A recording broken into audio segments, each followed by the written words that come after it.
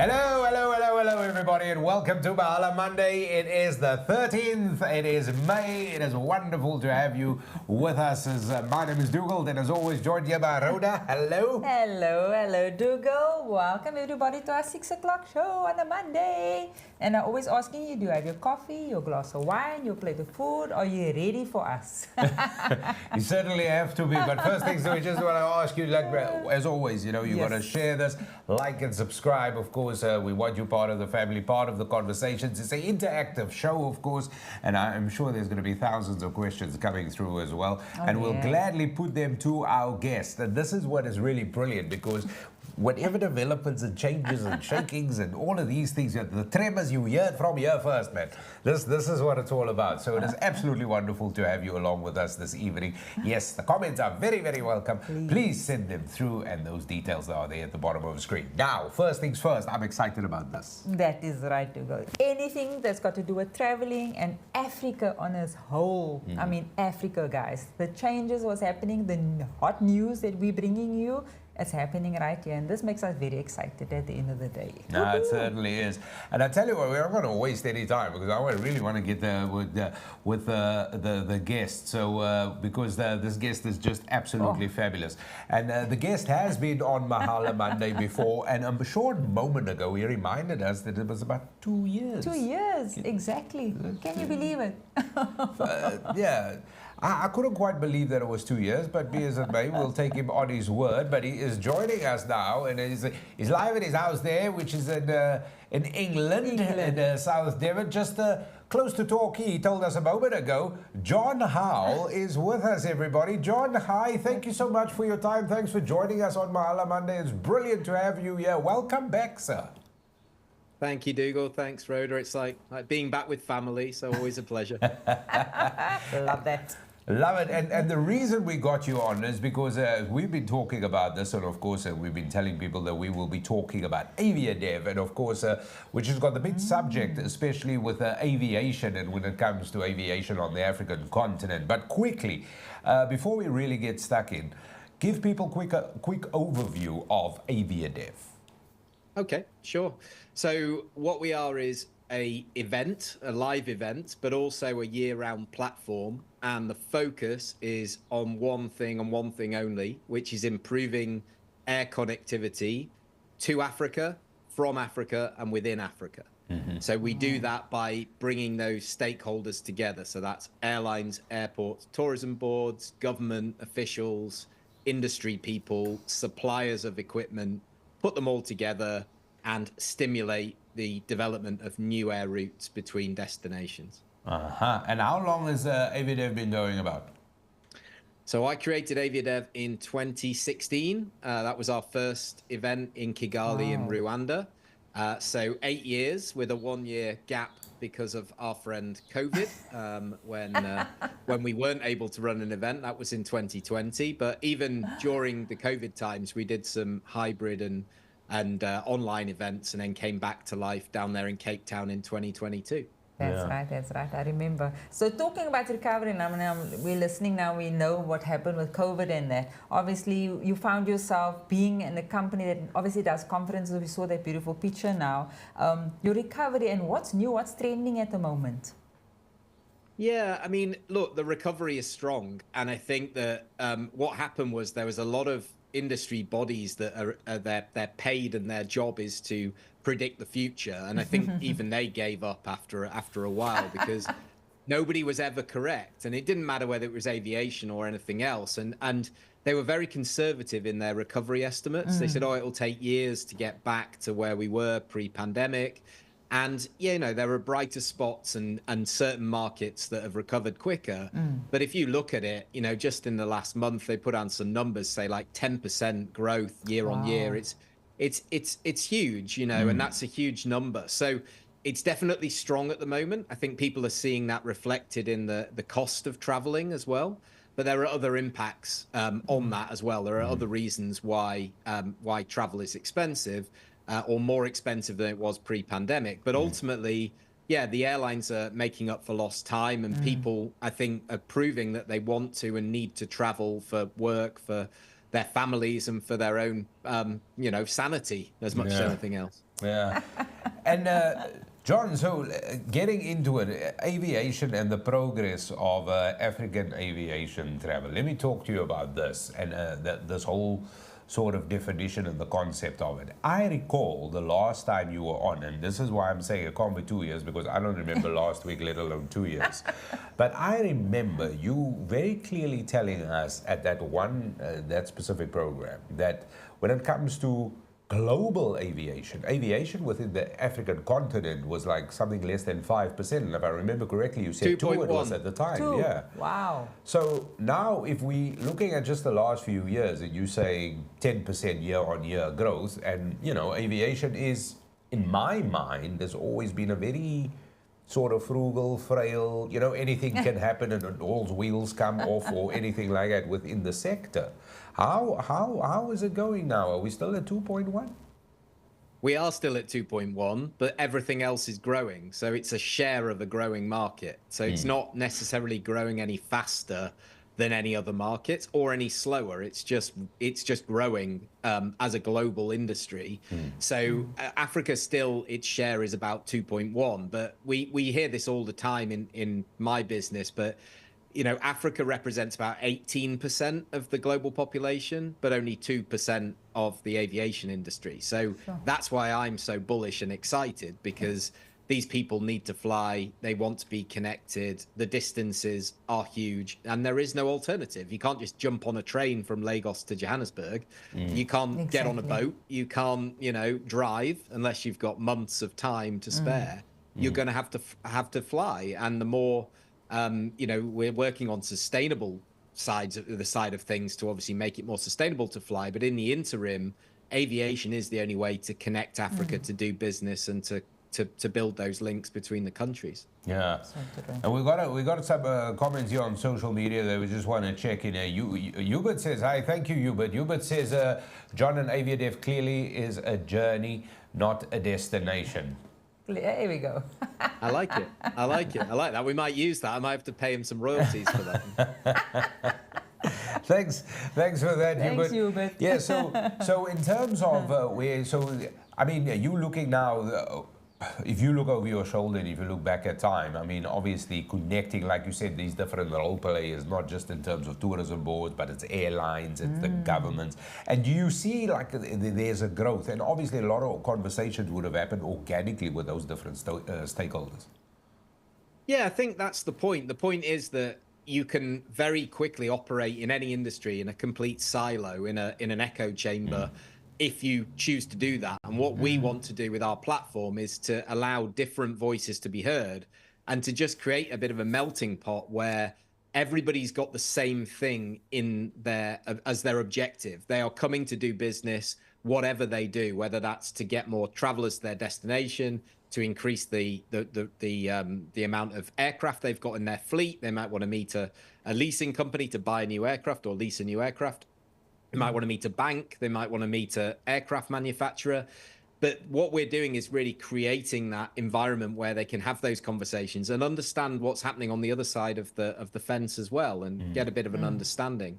So we do that through, obviously, we do pre-arranged meetings, and we really facilitate those connections as best as we can. And then we keep people informed through the year. So I think you've got our podcast image behind you, so that's a free resource for people if they want to know what's happening in the industry. Wow. I do on average a podcast a week. We've been doing that for 6 years, and I think I'm on episode 286 or something like that. So it's a labor of love, but it's also a great way to get some genuine quality journalism, because of course you can trust that the voice on the other end of the phone is somebody who's actually said it from that organization themselves. Yeah. Here we go. And obviously, as you say, you're hearing it there from the horse's mouth as well. Because there's always developments. And me and you were talking about this off air, and I wasn't going to bring it up, but I'm going to throw it in now since we've got the podcast there, because there has been murmurs and there has been rumors within, especially within the South African space at least, that there was a long distance flight, the route that was going to be new, that was going to be introduced around about October between England and South Africa, from a low aircraft cost carrier, whatever you call it. I'm not sure if I got the term right. No, you have, yeah. Long haul, low cost, I think, is what they'd want to call themselves, which is a bit of a paradox, because obviously the longer you fly, the higher your costs. Yeah. So it's quite hard to be both. So the airline in question is called Norse Atlantic. They're based out of Oslo, but their flight that they're going to put on from October will be 3 times a week from the end of October, so beginning of summer season down there, from Gatwick to Cape Town International. And their product is really interesting because they are basically a no frills airline. So if you buy the cheapest ticket, you will just get a seat, and you'll get a rucksack as your, a bit of hand baggage as your standard ticket. You'll have to buy luggage, buy food, buy a seat. And they only have 2 classes on the plane. They have economy and they have premium economy. Apparently the premium economy is very nice. The aircraft is pretty new. It's a Boeing Dreamliner 787. So I hear very good things about the service, about the aircraft. It's a completely different product to what your listeners and viewers will be used to, I would expect. And that's what it's exciting. And for me, for them to be able to just put some more capacity into a growing market, there's always been a huge demand, is good. It creates more competition. Definitely. And yes, I was one of the first people to interview the head of communications on the podcast, which is a completely free resource for anybody that wants it. AviaDev Insight Africa is what it's called. And there'll be some stuff on there that's interesting and other stuff that isn't. And then the final thing on the podcast as well is that once a month I get together with some industry analysts, and you've got that one up as well. And we just go through in 1 hour all of the updates. What's new, what's been closed, what is a rumor that might start, and why have they done that? So we've been doing that every month as well, as just a bit of intel for the industry, and it's really good fun as well. There's a lot of controversial opinions shared there too. I can imagine, but definitely people need to check it out, and especially if you want to stay abreast with it. And it's great that you had the interview with Norse as well. And may I say, just from a consumer's perspective, because that is what you want as a consumer, you want the competition. Ultimately, it is your choice and your option as the consumer to decide what you want, and especially when it comes to long distance travel and especially aviation, of course, it is really that's normally the wallet that indicates what the options are. So it's great to have those options, and the more the merrier, I would imagine. It will just make things a lot easier for us. That's so true. So, Jon, I do believe that you guys are going to have another conference happening in Namibia. Am I correct? So that's exciting news. I love that. Yeah, next month we're going to Namibia for the first time. Next month. We've never done the event in Namibia before. We've been in Cape Town 3 times, Kigali twice, Nairobi last year. We did a virtual event in Madagascar, but yeah, this will be the first time in Namibia, hosted by the airports company down there. So yeah, exciting. Exciting. And what dates is that? So that's the 19th to the 21st of June. 21st of June. Okay, excellent. And that is where you're going to be in Namibia. Now, of course, with every conference and every gathering that there is, there must be some boxes that you want to tick without tilting your hand too much and still keeping your cards very close to your chest. What would be some of the objectives that you would like to get out of this one? Yeah, I mean, ultimately, what we've got is our best ever airline attendance. So we've got around about 40 airlines coming to the event, all of the major ones from South Africa at senior level. So the CEO of Airlink, the CEO of Safair, the CEO of Semair, the CCO of Lyft. So, you know, the real, and CCO of South African Airways as well. So all of the players in the South African market will be coming to have these meetings. Sure. And all of the airport authorities from the region are coming too. So the idea is they match make, and they actually have pre-arranged meetings that we organize through our team. So they arrive, and at 2 o'clock, they have a meeting between Botswana and SAA, and they sit down, present a business case, and hopefully off the back of that, there's further investigation and a route is launched. So we deliver about 700 of these meetings across 2 days. Then there's all the networking side of it. Yeah. So it's not just a conference where we're just putting people in a room, in a dark room, and they're sitting, listening, sleeping, social media, whatever they're doing. We only do conference from 9 in the morning till 1 o'clock. And then the whole afternoon is networking. And then the evenings are always great fun. So we have receptions and an amazing dinner planned and some nice surprises to make the event as sort of interactive and immersive as possible, really. But then we want people to see Namibia too, right? That's so true. That's so true. And Namibia is a beautiful part of the continent, and it's absolutely a fantastic, friendly, warm. But it's going to be marvelous. It really is going to be marvelous. But it's also exciting having all of these role players there, and because another rumor, and this is not because on the back end of what you said a short moment ago or what you do in your podcast, but I've heard rumors, and I just want to bring it a little bit further south away from the conference quickly, which I'll get back to shortly. That there was rumors as well of close to Cape Town building another airport. Are these rumors somewhat true? Oh, yeah. I mean, the airport exists, right? So the airport exists out in Stellenbosch. It's going to be called Cape Winelands International is the aim. Wow. So there's CGI graphics of what it's going to look like. Of course, it needs investment. It needs to go through approvals. But, you know, Cape Town can cope with a second airport. And the managing director of the airport will actually be presenting the master plan at AviaDev this year. Oh. So we do an event the day before the Route Development Conference, which is all about real estate and new developments on the continent. And so, yeah, he will be presenting that. And that session, for those who can't attend, that will be recorded, put onto our YouTube channel so people can watch it back after the event if you're interested. But I think there's plenty of info out there. If people live in Cape Town, they're interested to know more. If you just Google Cape Winelands International, I think there's some presentations and some public consultation ongoing about expanding the airport and making it something bigger and something new for Cape Town. Yeah, because that is normally the reason I've now jumped from the conference asking you that is because it is like there's a new shop opening down the road. So there's a bit of excitement in terms of, you know, just the with the citizens there. And that is the important thing, because it's proof in the pudding. Because, you know, yeah, you could see a plane go over it, but if there's an airport, there's an actual port now, it's an actual station. So, and it comes down to development. And as you said, with the aviation industry and all the other industry sectors all working together, because this is job creation, it is opportunity, it is making life easier, it's advancing lives in many ways. So this is absolutely important. We've got a quick comment on social media that I want to check out, because I know people are going to ask you a lot of questions, and I don't want to miss out on any of this, so we're going to get one or two of those comments in as well.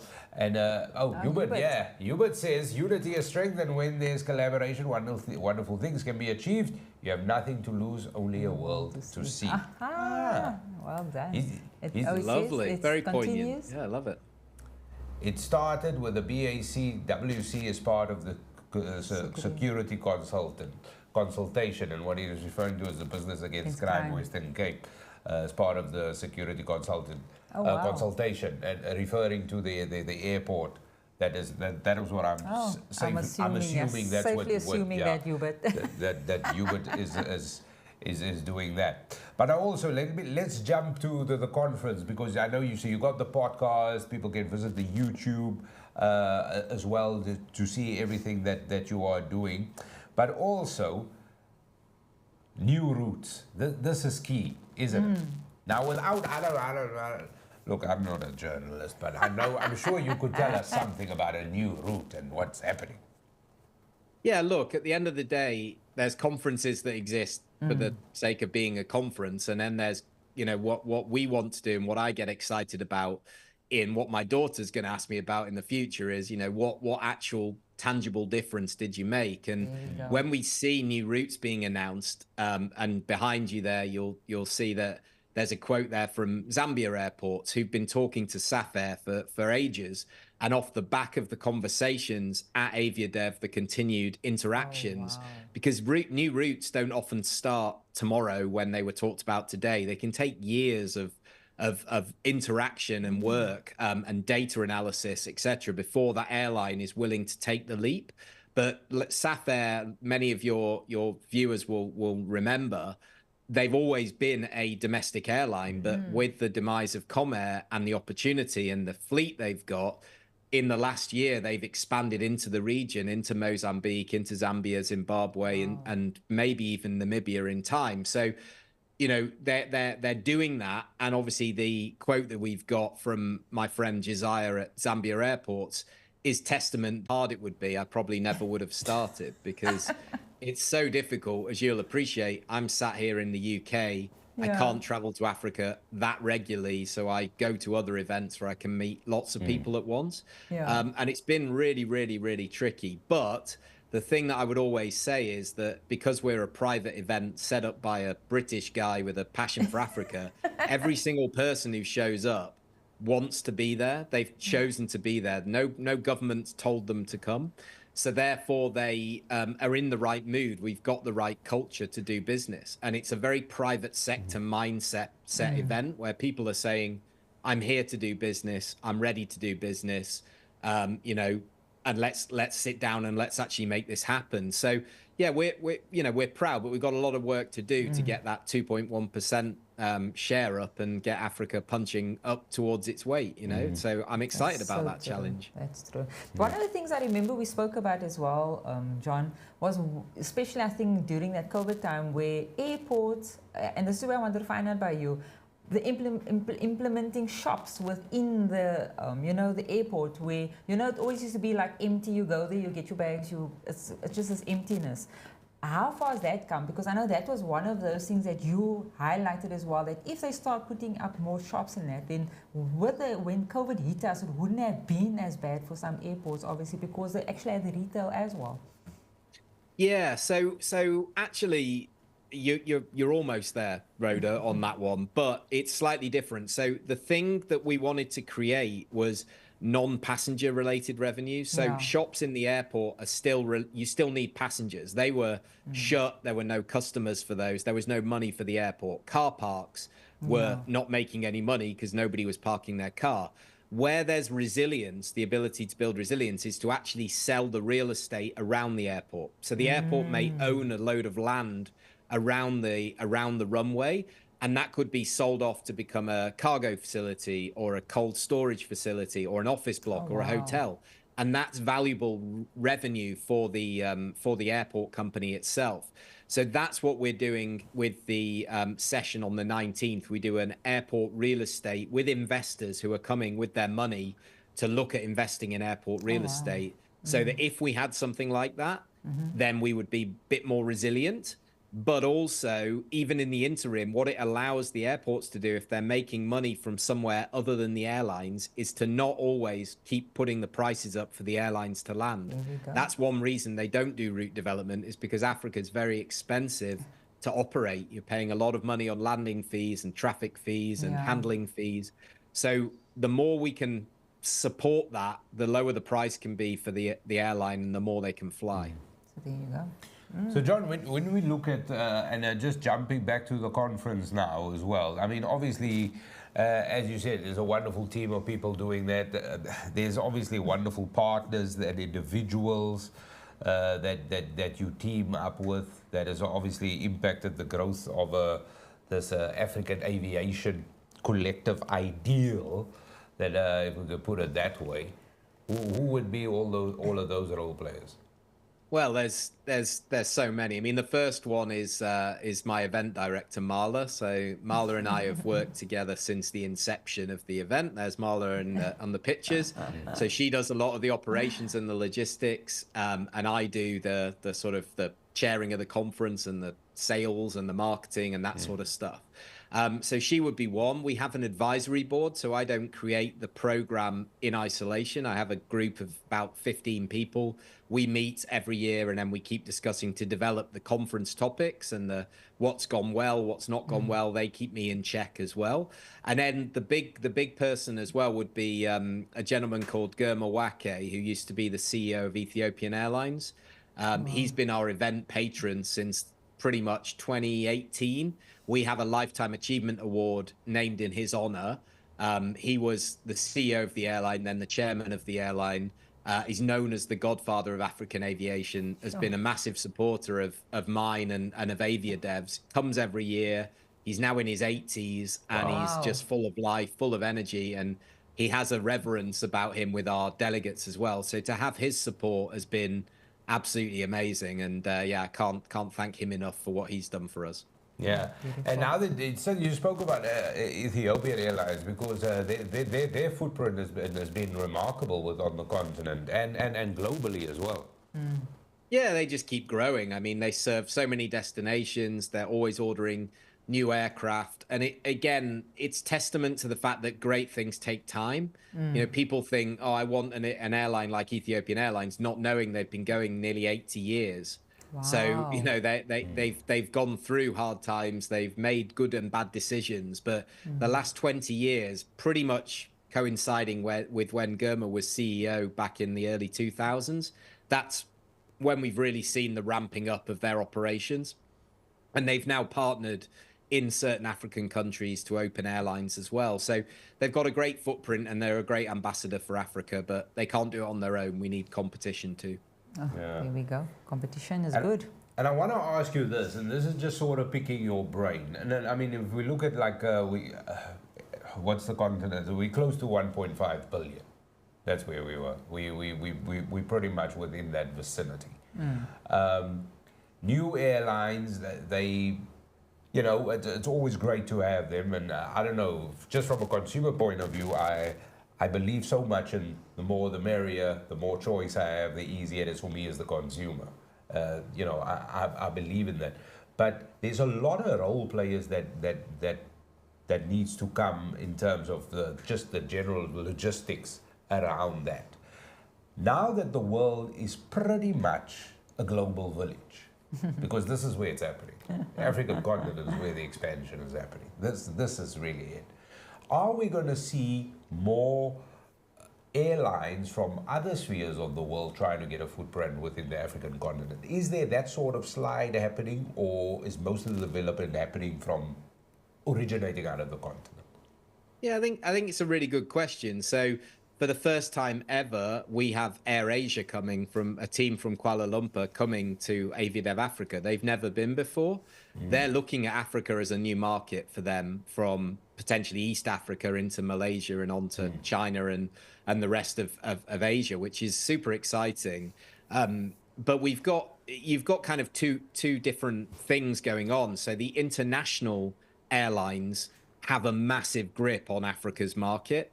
So about 85% of every passenger that arrives into Africa arrives on a non-African airline. Okay, so the market is dominated by non-African airlines because the African airlines don't have those big planes and those big networks, with the exception of a few, Ethiopian, Kenya Airways, SAA in the older days. They've got a few routes back, but not so many. You know, there are other airlines doing it, but very small scale. So where the opportunity is for African airlines is within Africa, domestically and regionally, to serve there and be really strong. And actually a big trend is to partner with these international airlines. So if I want to fly from Frankfurt to George, I can't do that directly. So I'll fly Frankfurt to Cape Town on Lufthansa, and then I will get my ticket will seamlessly connect on an African airline down to George, and I just pay for the one ticket and they work together. This is a really common practice now, showing that partnership and that value of what can be done when you work together. You just got to know we're the smaller guys operating locally, and we're not going to have that ambition to just fly around the world, and we'll let you bring people into the continent. So that's the way I see it at the moment, and that's the dynamic. It's just the facts. Whether we like it or not, they're the facts that the international airlines really dominate the African market when it comes to and from the continent. So we still have a lot of hard work there. And you see that. You see the collaboration between airlines a lot. The groupings together where there's 10 or 6 of them. Was it the Star Alliance or Alliance Star? I forgot now what the one was Star called. Alliance. Star Alliance, where, you know, it's a group of big airlines just working together. And I can sort of see that happening all the time. But looking ahead to the future, I mean, this is where it is exciting. But before we get into the future, let's talk about that quickly. Looking ahead to the future, of course, It is Namibia in a couple of weeks, the conference. I am sure you are eagerly, you're probably half packed already for the conference, looking forward to it. Going forward, years from now, having established all this wonderful foundation, which it is, and on a subject that is really your calling, your passion, and it speaks so much. It's so incredible to see all the amazing things that you've done. Looking ahead, more routes being created, more opportunities, that must excite you. It's so exciting because, as I said before, you know, the thing that motivates you is when you arrive in a destination that you know has just been served, and you see a hotel being built, and you see young people being employed, and roads being built, and you see tourism products being created, and investment in training and upskilling people. Exactly. You know, there's a lot of challenges, but I'm a massive advocate of the opportunity. You said it before, Dougal. It is the last market in aviation terms that isn't at super maturity. You know, you create a new route between Paris and Spain, so what, you know, whereas you create a new route between Zimbabwe and Uganda, and it's immediate. You can feel the change. So you know, this is what's so exciting, is that we've only just got started. I've got no intention of doing anything else. I want to do this for the rest of my working life. And I love it. And I love the people I work with. And I love all the cultures and all the things that I get to interact with. So, you know, from my side, there's a lot of work to be done. We can't do it alone. And we rely on that collaboration and partnership that we've talked about already. But yeah, I'm really excited for the future. There's bumps in the road. It's not a perfect situation, but we have to work within the bounds of what we've got. Exactly. And John, let me ask you this, because I mean, obviously, this is a sector in the industry that has gone. I mean, something like COVID happens, as we all know very well, and then it has got a huge crippling effect on the industry. And I mean, but like you said, things take time. You know, you just got to persevere and do it. But there are challenges, but you can overcome them. Yeah, definitely. I think, you know, look, these airlines lost a lot of money in COVID, pretty much all of them. So they have to recoup those losses. They have to pay off, you know, their debts. Fuel has gone up. You know, inflation is what it is. It's hard to get parts for your aircraft. There's never a dull moment when it comes to working in aviation and airports and airlines, whatever it is. You know, Richard Branson once famously said, if you want to become a millionaire, start with $1 billion and then open an airline, right? That's a surefire way to become a millionaire, you know, do it backwards. So that's really funny, but it's also very true. You know, profit margins are razor thin, and the airlines that have succeeded, and there are a lot in South Africa that have done an amazing job as private sector, you know, Airlink, Semair, Safair, really being able to be resilient and lift as a new entrant as well. They've been resilient, they've dealt with these shocks, and they're still going, and they're providing that connectivity. So don't take them for granted, and be aware that they've been through the pain we've all been through too. Oh, yeah. So I'm going to go off topic now, and I'm going to go a little bit into you now, John. So there was a rumor, and I believe whenever you have these conferences, you come there basically with the most amazing ties ever. So this was the talk of town, apparently, that everybody looks out to see what tie you're going to be wearing. What's the story with the tie? Because I saw some pictures, and I really, it was quite cool. Yeah, so the lady behind you is called Akpene Addo. So Akpe's Avenue is her Instagram handle.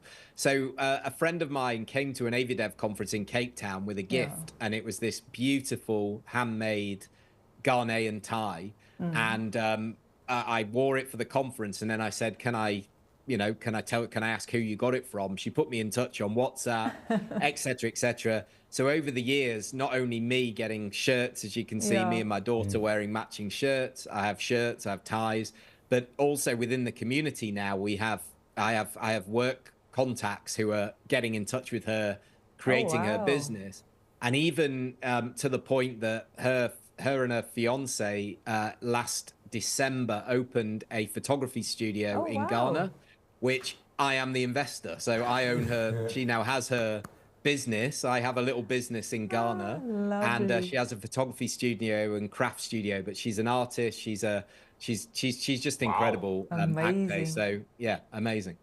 Beautiful. Excellent, excellent. You've been busy because Rhoda said to me the ties are extraordinary. You also said you had an award. Oh yeah, of course. Yeah. Because I know you're not going to blow your own horn, so tell us about this quickly. I've got to put you on the spot, Jon. Yeah, I mean, look, awards are great to get. And as I say, we only have the one award at AviaDev that we give out, which is a Lifetime Achievement Award voted by our advisory board.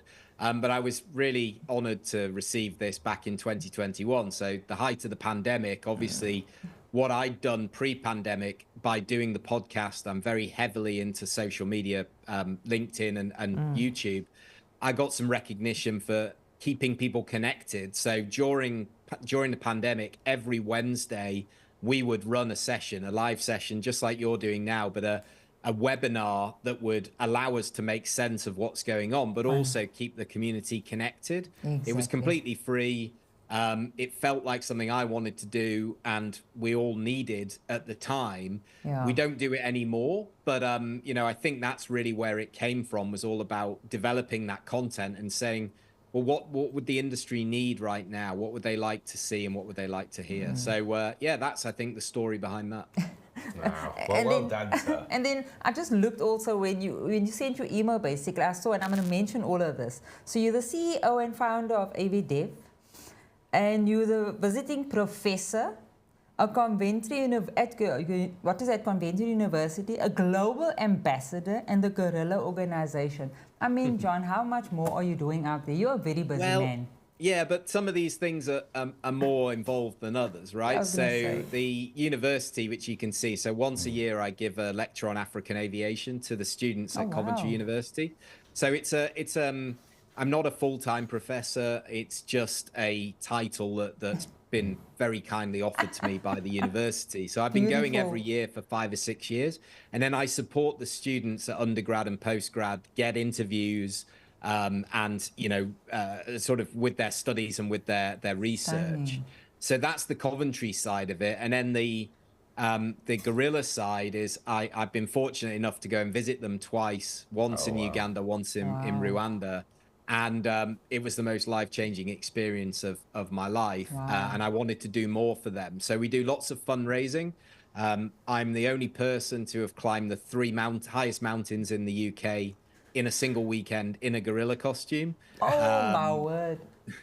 So we did that. I've done a half marathon in the gorilla costume, and I was actually due to do the London Marathon this year in a gorilla costume, but unfortunately I got struck down with on a flight back from Cape Town with a DVT, and my doctor said I wasn't allowed to travel. I'm not allowed to run in that just before the training. So I will do a marathon this year in my gorilla suit. There we go. Because on the picture on the right, I'm also the chair of the Riviera Racers. So that's my local club here in Torbay. So I run that club with about 60 members. We're meeting in an hour, so I've got to go and get changed. But I presented a shirt to Haile Gebrselassie, the 10-time gold medalist at different when I was in Ethiopia last year. So yeah, running's a big part of it. The gorilla side of it, and raising some funds and some awareness for what they do is just a personal passion, really.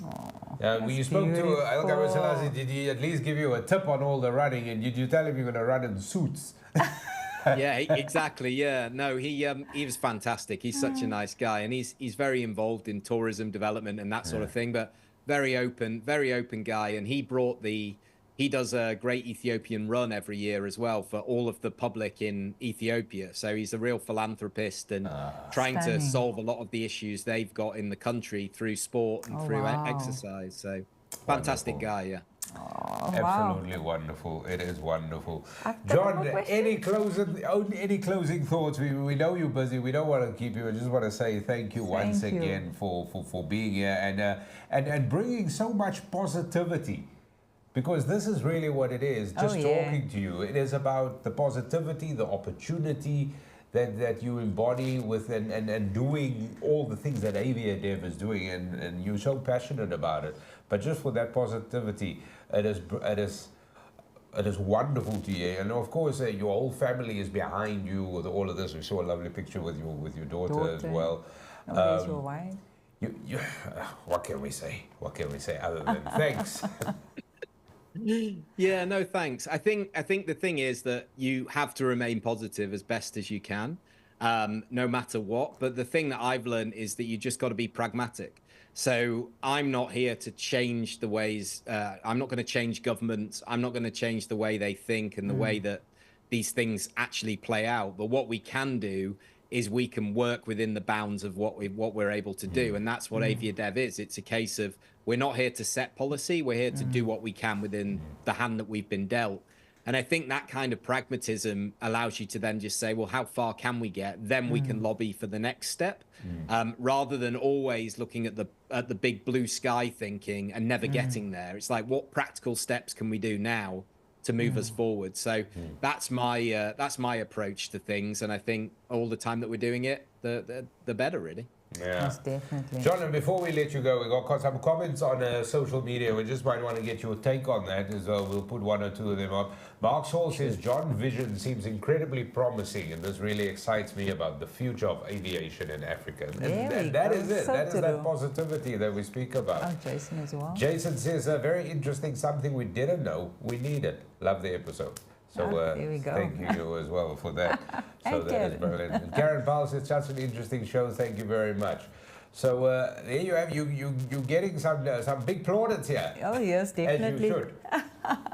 That's great. Well, thank you to you guys for all that you do. It's a really great show, and I've loved being on it 2 years ago, and it's been great fun again. So yeah, always happy to support and keep up the great work.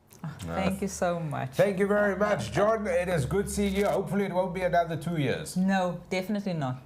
I hope not. I hope not. Thank you so much, guys. Thank you. Take Bob. care. Best Thanks, wishes. And enjoy the conference. Definitely. So, I tell you wow. what, Jon Howell, what a pleasure. What a pleasure. Always such a pleasure. It really is. And the positivity that John speaks about, and then of course the optimism that John brings, and ultimately just the passion he has for aviation in Africa. And if you listen to what he said in terms of development, and when we're looking at growth and opportunities and and advancing people's lives, this is definitely a sector that needs all those role players in. And it's about bringing all of those people together. And the discussions are forming. And just think about it now. Exactly. If you take AviaDev out of the equation, then those conversations would never happen. Not gonna happen. Those new air routes that is being announced, that would never happen. Those partnerships might happen, but it's not going to happen at this sort of rate. So this is really important. And if you look at the continental population in terms of the opportunities, this is definitely something we're going to push. And we know in a lot of ways, many countries on the continent, you know, we know what life is like. We know what it is, but at least there's always something happening. And it's that positivity and that promise and that hope that there is, that comes with it, which is important. Very important, Dodo. Yeah, definitely. And you know what? I'm certainly questioned out. I'm so questioned out. I'm so excited, and you know what makes me even more excited is the fact that John has such a lot of excitement for our Africa, Africa. So you know what? If somebody like John can be excited, why aren't we as Africans living on that continent of Africa not get excited? So you know what? Our shows has always been about future, what's happening, what's hot, breaking news.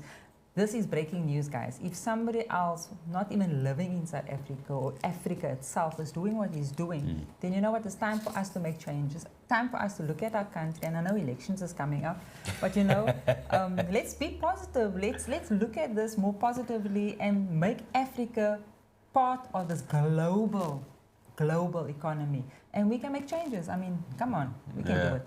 Come on, Africa. I love how there is this local election in South Africa in there. It is going to be an interesting topic, yeah. going to be. But you know what? Thank you so much for joining us, and a big thank you to Jon Howell with AviaDev, CEO of AviaDev, so passionate about aviation when it comes to the African continent. It was founded, it was based on passion, bringing all those role players together, and developments are continuously happening, and long may it happen as well. So once again, big thank you to Jon for joining us, and thank you for watching and all the wonderful comments, and of course, and as always, please remember to like and share this, because that would be just marvelous if you could do that. So true. And then we'll be back next week, Aurora. We'll see you next week at 6 o'clock on a Monday. Until then, don't forget, like and subscribe, and we'll see you soon. Cheers, everybody. See you. Bye.